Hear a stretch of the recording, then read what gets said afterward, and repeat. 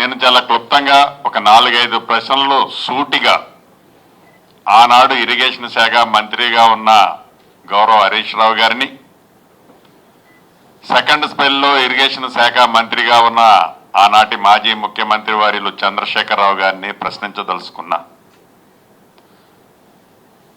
ఇందాక పెద్దలు ఉత్తమ్ కుమార్ రెడ్డి గారు చెప్పినట్లు వారు ముఖ్యమంత్రిగా దిగిపోయే నాటికి సీతారామ ప్రాజెక్టు కాస్టు సుమారు 18,300 కోట్ల కింద నిర్ణయించారు. వారు దిగిపోయే నాటికి వారు చెప్పిన లెక్కల ప్రకారమే వారు ఖర్చు పెట్టింది 7,300 కోట్లు.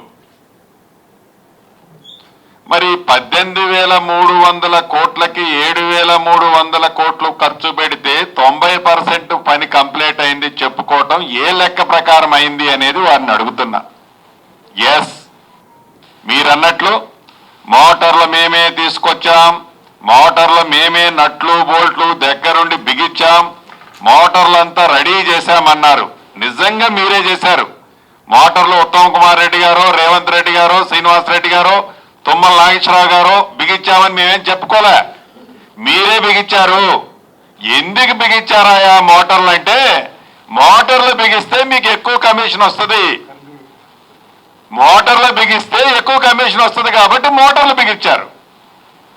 మీకు ఎక్కడ లాభం ఎక్కువ వస్తుందో, ఎక్కడ కమిషన్లు ఎక్కువ వస్తుందో అది మీరు పని చేయటమే తప్ప ప్రజలకు ఉపయోగకరమైన పని చేయాలన్న చిత్తశుద్ధి మీలో లేదు. మీరు చెప్పిన దాంట్లోనే అర్థమవుతుంది. చివరికి మా మంత్రివర్యులు చెప్పినట్లు కరెంటు బిల్లు 430 కోట్లు కూడా మీరు చెల్లించి 4 సంవత్సరాల క్రితం పెట్టిన మోటార్లు డ్రై రన్ కూడా నడుపుకోలేకపోయారు. అంటే డ్రై రన్ చేస్తే 430 కోట్లు ఎలక్ట్రిసిటీ డిపార్ట్మెంట్ కడితే దాంట్లో నుంచి మీకు రావాల్సింది రాదు కదా.